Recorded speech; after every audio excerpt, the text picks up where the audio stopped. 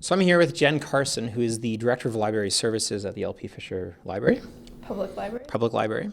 She's also a yoga instructor, a wannabe jiu-jitsu Olympic competitor. There's no jiu-jitsu in the Olympics. So she's really into different forms of athletic activity. And she's also recently written a book called Get Your Community Moving, Physical Literacy for All Ages. Awesome. So this video is going to be talking about why physical literacy matters. And we both come at it from different perspectives, different backgrounds, and moving forward different focuses, which is really cool. Because a lot of times you have people talking about physical literacy. I have talked on panels before about it, and it's a lot of people from the same field. So I like that we have different fields and different perspective, different goals with it as well. So maybe let's just start by talking about the book that you just recently finished and how much fun that was. The writing of the book was not so fun. Doing all the programs to make the book was very fun. So physical literacy is not something that you generally associate with libraries or librarians. We're kind of seen as more sedentary. But libraries are really moving towards being community centers and being places of activity for all components of a person, and not just regular literacy, which of course is also really important. And so something for the last decade I've been doing in libraries and museums and schools is incorporating more physical programs, so movement-based programs like yoga or dance, things like that, into library services.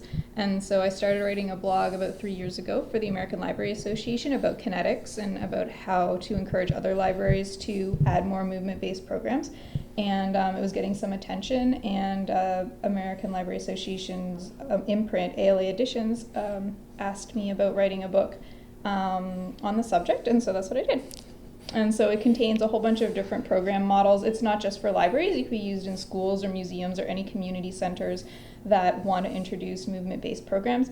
And it has, it's broken down by age demographics, so programs for kids and families, programs for teens, programs for adults, and then programs for special populations like people with disabilities or the elderly or people with all kinds of different needs, like outreach programs and things like that as well. There's a lot to unpackage there. I do know that I've heard the phrase before that a librarian is sort of the modern Google. And so a lot of times I'll ask her questions and I'm like, I could just Google it, but I know that she'll know the answer or know where to find the answer. It's more accurate. But it's been really cool to just have conversations and learn. And, visiting a lot of schools, some schools don't have a library. Or if they do, it's, 2 days a week. Or it's a resource center, i.e. a computer lab. Yeah, and so and that'll be the next video that we're going to be doing is on digital literacy and how it relates to all forms, in a library, in a school, at home. But as far as physical literacy goes, how would you define it? Well, there's the textbook version, which is a big long spiel I could give you that I have memorized. But I like to think of physical literacy more as an awareness of your body in time and space. That's easier for most people to grasp.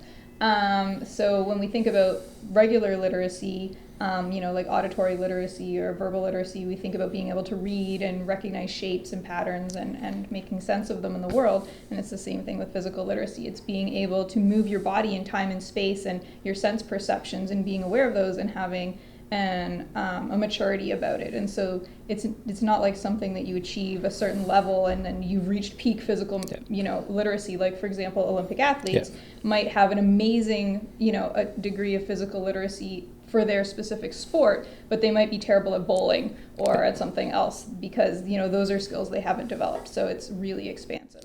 Well, and it's cool because you can say that you have that in common with an Olympian, is that you're both not very good at bowling.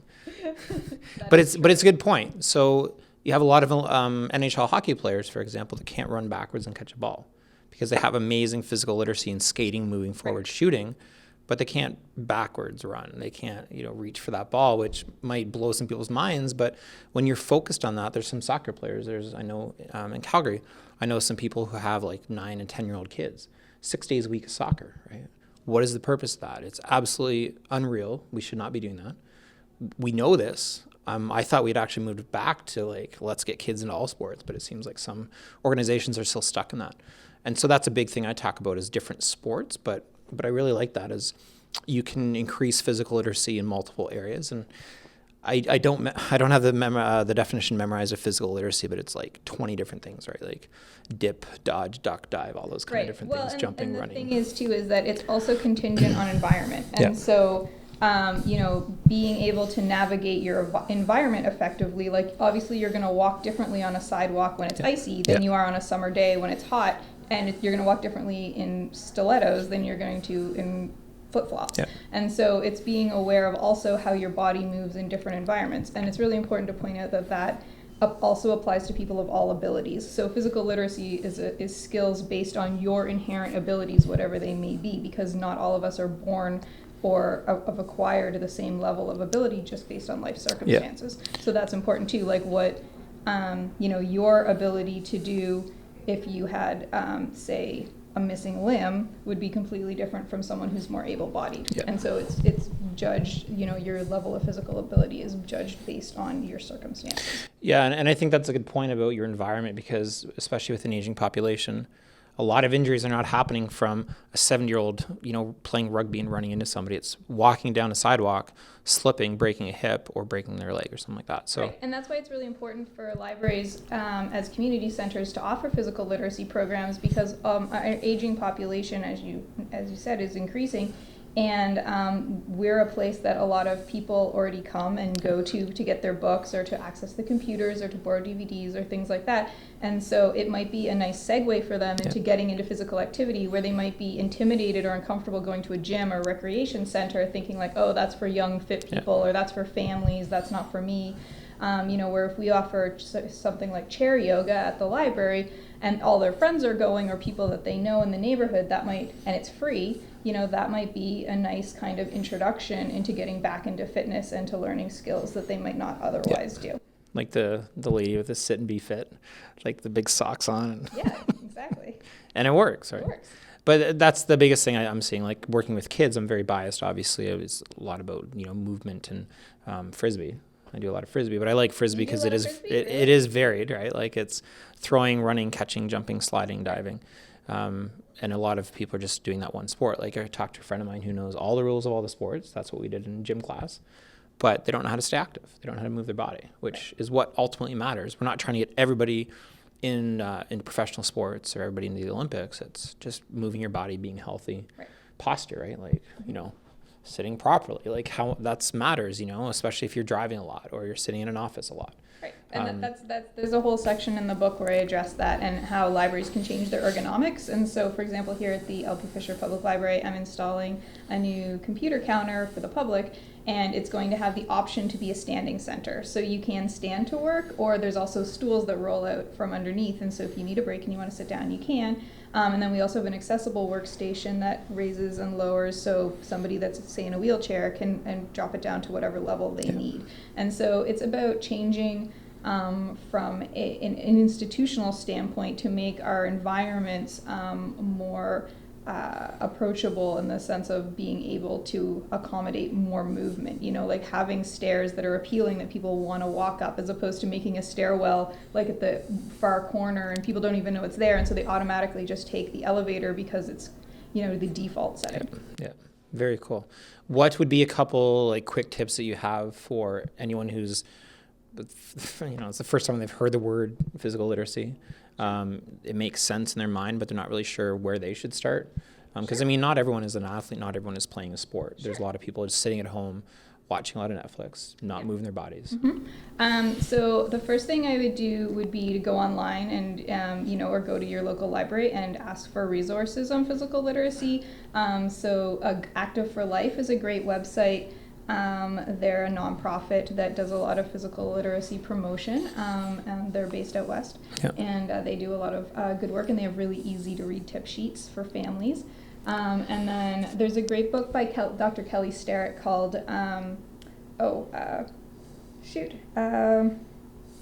we'll put it over top of this. Yeah, that's fine. What's it called? It's standing up. Oh, Desk Bound. Nice. Sitting up or standing up to a sitting world or something like that.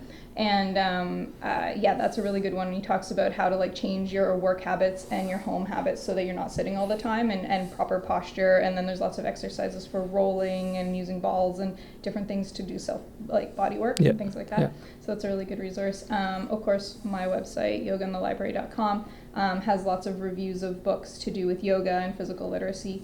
So if you're interested in looking at books or videos, you can go on there, and reviews more from a librarian standpoint of whether they should be added to collections or not, but I mean the general public could use it as well. Just even get an idea of what books are out there. Exactly.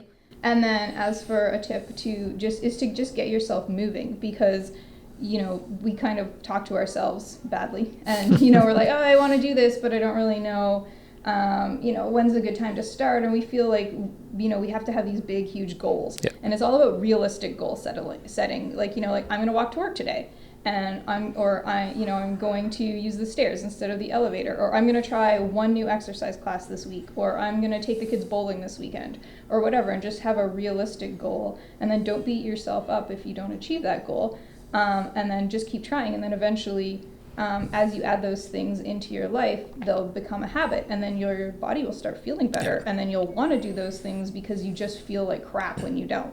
And you'll be like, oh, I feel really junky today. Why? And it's like, oh, I haven't moved. I've been sitting on the couch watching Netflix for 6 hours. I mean, I shoveled snow yesterday, and it's just little things like that you just are out there, for an hour, moving the snow, moving your body, being aware of things. And you just get in that habit of wanting to be active. And I have talked to actually Active for Life quite a bit. And Doug Gleddy, I don't know if you've heard that name before, but he does a lot of research and teaching. But he said too many people are focused on the theory of physical literacy and not enough on the actual application. So he's trying to work with gym teachers. So it's, in a gym class, instead of doing the same thing, why don't we, hey, this time stand on your left foot or something, or like start running this way, or close your eyes and just make it uncomfortable a little bit, right? And you see that in yoga, like let's do an upside down pose in yoga, and it's a lot of fun being upside down. And I think as kids we used to, Brazilian Jiu-Jitsu, it's like, let's move our body different ways. Let's do this. Let's try that. And it's kind of cool once you get your body moving and you realize, wow, I'm actually really uncoordinated in some things. And I think for a lot of people, there's this fear mindset where if they're not amazing at something right away, they don't want to do it. Like if I can't go into yoga and look like I belong on the cover of Yoga Journal, then I shouldn't go in. Or I shouldn't try a martial art if, I don't know how to choke a guy out in 10 minutes. 20 seconds. 10 minutes would be such a long hold. But like it's that kind of fear that like, if you're not amazing at something right away, then you shouldn't even attempt it. But it takes a long time to get good at something. And the whole point of doing the activity isn't to be good at it. No. The whole point of the activity is to just enjoy it and to use your body and to be in our bodies. And I think we spend so much time not wanting to be in our bodies, and a lot of people don't like their bodies. And so they want to avoid being in them as much as possible, and they want to kind of check out. And that's understandable, and I have empathy for that because I felt like that in my own life. So, it's to try and approach people as a teacher, from the perspective of, like, hey, it's cool, it's normal how you feel. Like, that's okay. Come in anyway. Do this anyway. And so when my students are in yoga classes and they're doing a pose, and I'll say like, oh, try to do this, and if you can't, don't worry, you're still a good person, and then they kind of like laugh, and and it's like, because it's no big deal if you can't get your leg in that position. No one cares. Like, it's okay. You tried. Try again tomorrow.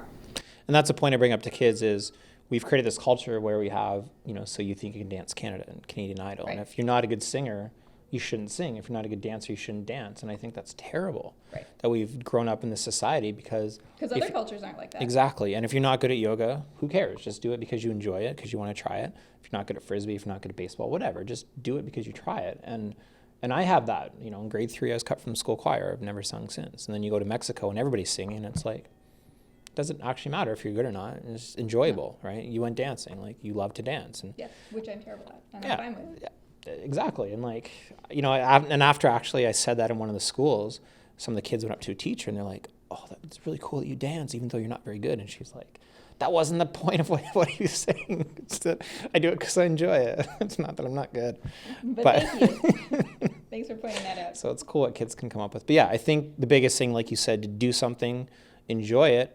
If you actually are good at it, very cool. Keep going with it. And if you're not that good at it, just do it because you enjoy it. But move your body, do something, and don't do the same thing all the time. Right. But variety. I mean, all I do is sports, right? And then I go do yoga or Pilates, and I did Pilates a little while. I'm like, wow, I'm actually terrible at this. But wow, it's amazing to get your body in those positions and start moving, and it's so good for you too. Well, and often the things that we resist are the things that we need the most. And so, like, for example, men have really short muscles, and, you know, especially guys that lift a lot of weights, and you see that they're all, you know, like the bodybuilder stance, and they can't, you know, they don't have much flexibility because they've shortened those muscles over time. And so they're the people who actually need yoga the most to stretch themselves out and to get some flexibility and back into their range of motion. And so, you know, the people who probably need yoga the least are, like, you know, stretchy young women who are the people who do yoga because they're already flexible and good at it, and they look good in tight pants. You know, so it's kind of getting over that mindset of, like, oh, I'm going to resist this because it's hard for me. It's like, oh, well, if it's hard for you, maybe you should actually give it a shot. Do it. Yeah, and don't just do it once. Like, actually give it a real shot. Go for a couple weeks. We're sitting here January 2nd, all the New Year's resolutions, and it's, you know, don't wait till January 1st. If it's June, just start, right? I think that's the biggest thing. But yeah, so physical literacy matters.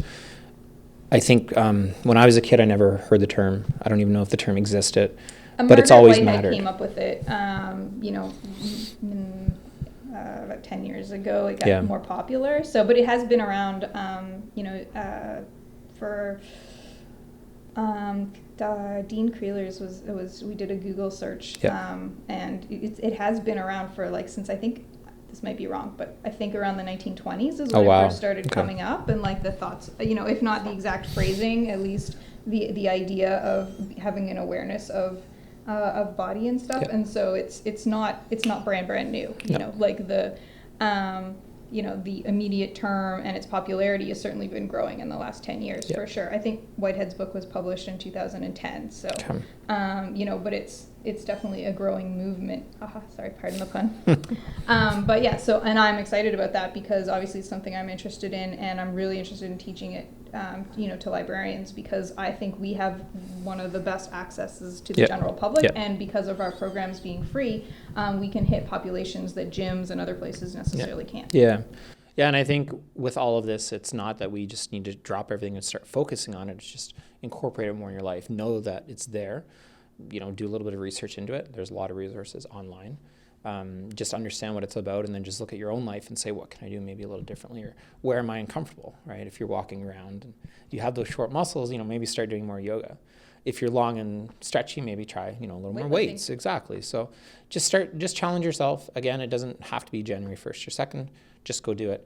And don't flip everything and focus only on that. It's just a part of, you know, the toolbox of your life, I guess, that you can incorporate. Right. I like to say that physical literacy is a component of whole person literacy, and we're going to talk later about digital literacy, and that's just another component of whole person literacy. And so it's just one of many literacies, and in order to be a fully functioning, healthy human being, we have to have an awareness of all of those, and this is just one component in, I'll call it the gestalt, the wholeness of a human. And if it sounds like a lot, it is, but to be a whole person takes a lot of effort. And so we shouldn't be afraid of that. It should be exciting to show up, to actually put in that effort in that time. So that's why Physical Literacy Matters with Jenn Carson, who, thanks for tuning in. And again, this is about whole person literacy. There's many forms of literacy. You don't have to have, I mean, there's 15, 20 different kinds that I've looked like. It's hard to do all of them, but look at what makes sense in your life, where you're uncomfortable, where you're lacking, what your weaknesses are, and just try to keep building yourself to be a better person.